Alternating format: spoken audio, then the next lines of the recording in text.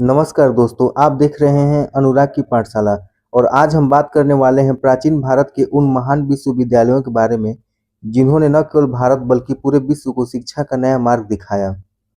जब आज हम ऑक्सफोर्ड, हार्वर्ड और कैम्ब्रिज जैसे विश्वविद्यालयों की बात करते हैं, तब हमें यह नहीं भूलना चाहिए कि भारत में हजारों वर्ष पहले ही ऐसे विश्वविद्यालय स्थापित हो चुके थे, जहां देश-विदेश से विद्यार्थी शिक्षा प्राप्त करने के लिए आते थे। प्राचीन भारत के विश्वविद्यालय केवल पढ़ाई के केंद्र नहीं थे, बल्कि वे ज्ञान, संस्कृति, दर्शन, विज्ञान, चिकित्सा, व्याकरण, ज्योतिष और बौद्ध धर्म के प्रमुख केंद्र भी थे। दोस्तों, अब हम बात करते हैं नालंदा विश्वविद्यालय की, जिसे दुनिया का पहला आवासीय विश्वविद्यालय माना जाता है। यह विश्वविद्यालय वर्तमान बिहार में स्थित था और प्राचीन भारत में शिक्षा का सबसे बड़ा केंद्र था। नालंदा विश्वविद्यालय का विकास गुप्त वंश के शासनकाल में हुआ। इसकी स्थापना सम्राट कुमारगुप्त प्रथम ने करवाई थी, जिन्हें शक्रादित्य के नाम से भी जाना जाता है। बाद में सम्राट हर्षवर्धन और पाल वंश के शासकों ने भी इस विश्वविद्यालय को संरक्षण दिया, जिसके कारण यह शिक्षा का एक बहुत बड़ा केंद्र बन गया। नालंदा विश्वविद्यालय केवल भारत तक ही सीमित नहीं था, बल्कि यह पूरे विश्व में प्रसिद्ध था।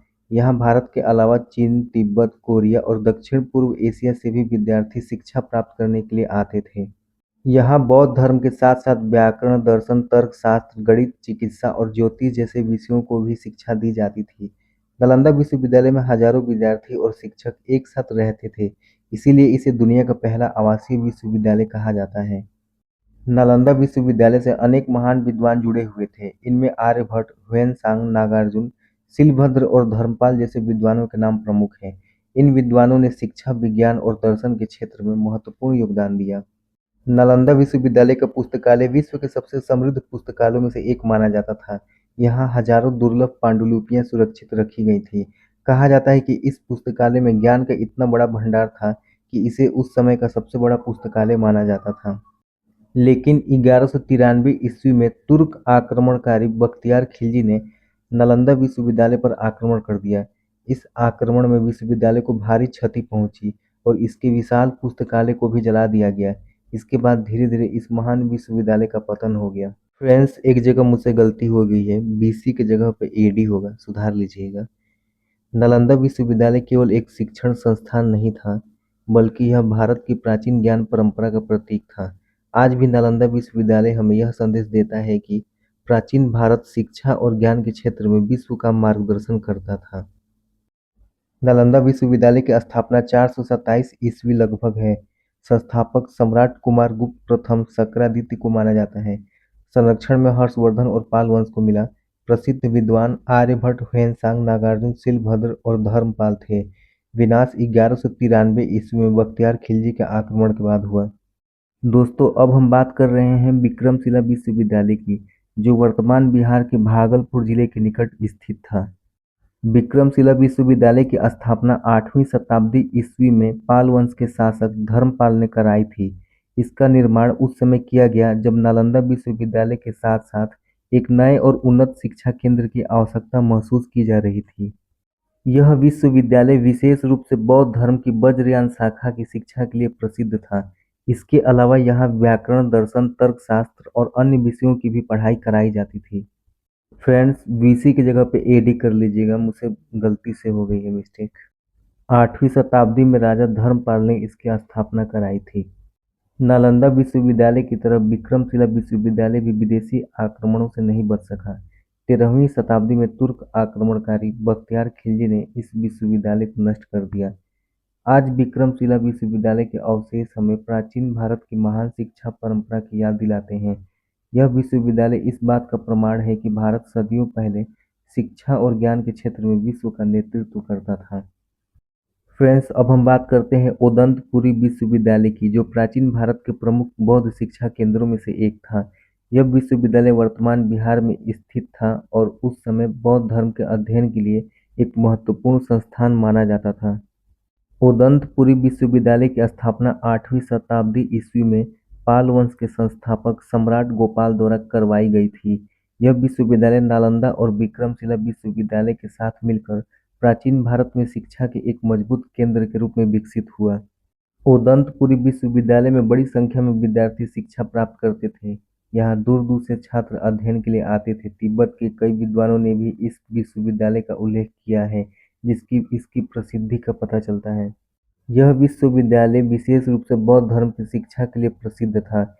यहाँ धर्म, दर्शन, तर्कशास्त्र, व्याकरण और साहित्य जैसे विषयों का अध्ययन कराया जाता था। उस समय यह विश्वविद्यालय ज्ञान और शोध का एक महत्वपूर्ण केंद्र बन चुका था। दोस्तों, अब हम बात करते हैं शारदा पीठ की, जो प्राचीन भारत के सबसे प्रसिद्ध शिक्षा केंद्रों में से एक था। वर्तमान समय में यह पाकिस्तान के कब्जे वाले कश्मीर, पीओके के नीलम घाटी क्षेत्र में स्थित है। शारदा पीठ केवल एक मंदिर नहीं था, बल्कि यह शिक्षा, दर्शन और संस्कृति का एक महत्वपूर्ण केंद्र भी था। शारदा पीठ का नाम माता शारदा अर्थात ज्ञान की देवी सरस्वती के नाम पर रखा गया था। प्राचीन काल में यह स्थान विद्वानों और विद्यार्थियों के लिए विशेष महत्व रखता था। शारदा पीठ को शारदा लिपि का प्रमुख केंद्र भी माना जाता है। कश्मीर और उत्तर भारत के कई क्षेत्रों में इस लिपि का उपयोग किया जाता था। संस्कृत के अनेक ग्रंथ भी इसी लिपि में लिखे गए थे। इतिहासकारों के अनुसार आदि शंकराचार्य भी शारदा पीठ आए थे। ऐसा माना जाता है कि यहाँ विद्वानों के साथ शास्त्रार्थ करने के बाद उन्हें विशेष रूप से सम्मान दिया गया। इस स्थान का संबंध कश्मीर की प्राचीन विद्वत परंपरा से भी हो रहा है। प्रसिद्ध इतिहासकार कल्हड़, जिन्होंने रास तरंगिणी की रचना की थी, उनका नाम भी शारदा पीठ की विद्वत परंपरा से जोड़ा जाता है। इसके अलावा तिब्बत के कई विद्वान, जिनमें वेरोत्सन का नाम भी शारदा पीठ से जुड़ा हुआ है। अब हम बात करते हैं प्राचीन भारत के एक अत्यंत प्रसिद्ध शिक्षा केंद्र तक्षशिला विश्वविद्यालय की। तक्षशिला प्राचीन गांधार क्षेत्र में स्थित था, जो वर्तमान में पाकिस्तान के पंजाब प्रांत के रावलपिंडी क्षेत्र के पास है। तक्षशिला का विकास लगभग 6वीं-5वीं शताब्दी ईसा पूर्व से एक प्रमुख शिक्षा केंद्र के रूप में हुआ माना जाता है। विद्वान 700 ईसा पूर्व में तक्षशिला की स्थापना मानते हैं। परंपरा के अनुसार आचार्य चाणक्य का संबंध भी तक्षशिला से माना जाता है और उनके प्रसिद्ध ग्रंथ अर्थशास्त्र का संबंध इसी बौद्धिक परंपरा से जोड़ा जाता है। इसी प्रकार महान व्याकरण परणी का संबंध भी गांधार क्षेत्र से माना जाता है और उनकी प्रसिद्ध रचना अष्टाध्यायी भारतीय व्याकरण की एक महान उपलब्धि है। चिकित्सा के क्षेत्र में जीवक का नाम भी तक्षशिला से जोड़ा जाता है। इसके अलावा प्रसेनजीत जैसे प्रसिद्ध व्यक्तियों ने भी यहाँ शिक्षा प्राप्त की थी। बाद के समय में चीनी यात्री फाहियान ने भी तक्षशिला का उल्लेख किया है। इस प्रकार तक्षशिला केवल एक विश्वविद्यालय नहीं, बल्कि प्राचीन भारत की ज्ञान, शिक्षा और बौद्धिक परंपरा का एक महत्वपूर्ण केंद्र था, जिसने भारतीय शिक्षा के इतिहास में एक महत्वपूर्ण स्थान बनाया। अब हम बात करते हैं वल्लभी विश्वविद्यालय की, जो प्राचीन भारत के प्रमुख शिक्षा केंद्रों में से एक था। यह वर्तमान गुजरात के सौराष्ट्र क्षेत्र में स्थित वल्लभी में स्थापित था। वल्लभी विशेष रूप से हीनयान या थेरवाद बौद्ध परंपरा के अध्ययन का एक महत्वपूर्ण केंद्र माना जाता था। यहाँ बौद्ध धर्म के साथ साथ व्याकरण, तर्कशास्त्र, राजनीति, प्रशासन, कानून और अन्य विषयों की भी शिक्षा दी जाती थी। चीनी यात्री ह्वेनसांग और इत्सिंग ने भी वल्लभी का उल्लेख किया है। उनके विवरणों से पता चलता है कि वल्लभी उस समय शिक्षा और बौद्ध अध्ययन का एक प्रसिद्ध केंद्र था। अगला विश्वविद्यालय नागार्जुनकोंडा है, जो प्राचीन भारत का एक महत्वपूर्ण बौद्ध शिक्षा और सांस्कृतिक केंद्र था। यह वर्तमान आंध्र प्रदेश में कृष्णा नदी के क्षेत्र में स्थित था। नागार्जुनकोंडा का नाम महान बौद्ध आचार्य नागार्जुन के नाम से जुड़ा हुआ है।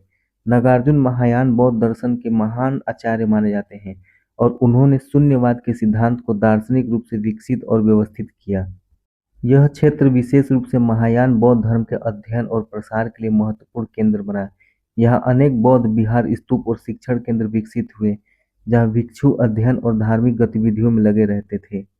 शून्यवाद का सिद्धांत दिए नागार्जुन ने और महायान बौद्ध धर्म का यह केंद्र था।